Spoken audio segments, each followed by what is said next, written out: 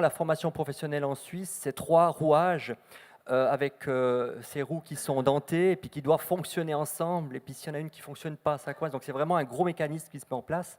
Et puis peut-être la toute première roue, c'est l'économie, c'est les entreprises privées.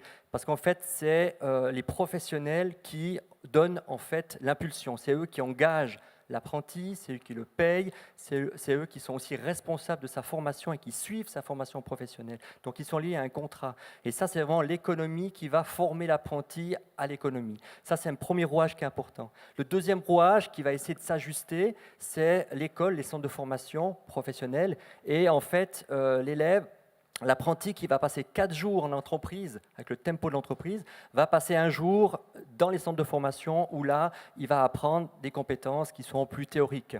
Il y a un troisième rouage qui est capital et qui est inscrit dans la loi, dans les ordonnances, donc comme je le dis, on n'a pas le choix. C'est que finalement, cette troisième roue, on appelle ça les cours interentreprises. Et finalement, ce sont les entrepreneurs, les chefs d'entreprise, les cadres des entreprises qui viennent donc à l'école et qui, par le biais de cours blocs, de semaines blocs, vont apprendre le geste professionnel. Et le point qui est le plus fort, et je trouve que c'est ça qui est important, c'est que finalement, ça permet à un apprenti qui est dans une entreprise qui fait des piscines et qui ne pose jamais l'escalier, je dis n'importe quoi, finalement, ça lui permet aussi d'avoir à un endroit un professionnel, un père, qui vient l'apprendre un geste professionnel.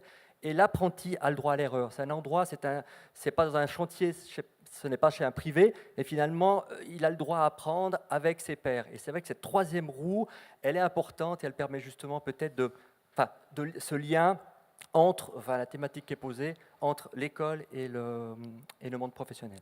Pour les jeunes, le professionnel, c'est lui qui sait. C'est-à-dire que le professionnel a vraiment le rôle de mentor pour un jeune. Le formateur, c'est lui qui va faire passer une connaissance. Par contre, le professionnel, on en revient à ce qu'on disait il y a 2 secondes, c'est lui qui va apporter la compétence parce que lui, il l'a, parce qu'il le fait tous les jours.